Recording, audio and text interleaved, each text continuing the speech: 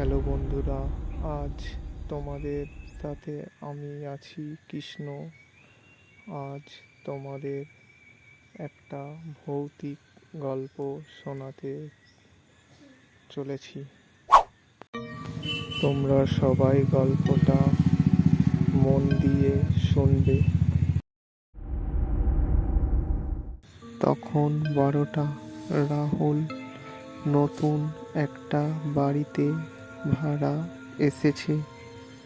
ঘরটা বেশ পুরনো কিন্তু সস্তা।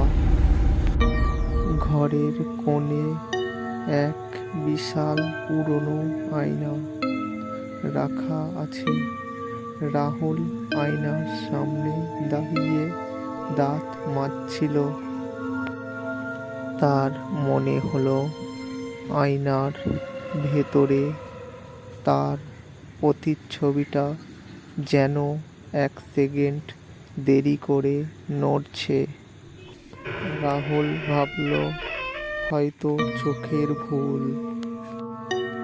সে আয়নার দিকে তাকিয়ে হাসল, কিন্তু তার গায়ের লোম খাড়া হয়ে গেল যখন দেখল রাহুল হাসা বন্ধ করে দিয়েও আয়নার ভেতরের প্রতিচ্ছবিটা তখনও হাসছে। আয়নার ভেতরে রাহুল যেন একদম আলাদা একজন মানুষ।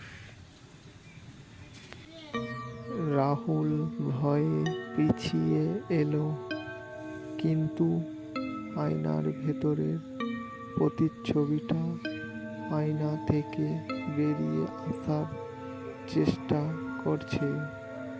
গুলো কাঁচের ওপাশ থেকে ধাক্কা দিচ্ছে। আয়নার কাঁচটা টরটর করে ফাটতে শুরু করলো। কে তুমি?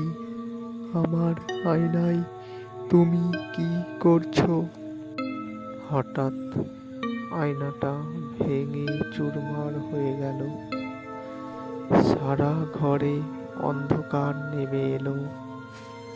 রাহুল টর্চ চালিয়ে দেখল আয়নার সামনে কেউ নেই, কিন্তু মেঝেতে পড়ে থাকা ভাঙা কাঁচের টুকরোগুলো দিকে তাকিয়েই তার চিৎকার বেরিয়ে এলো।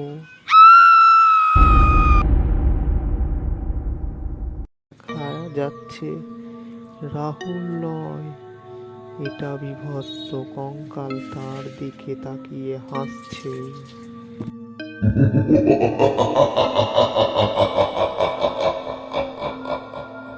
খুঁজে পাওয়া যায়নি, শুধু ঘরে সেই পুরনো আয়নাটা আবার আগের মতো আস্ত হয়ে দেওয়ালে ঝুলে আছে।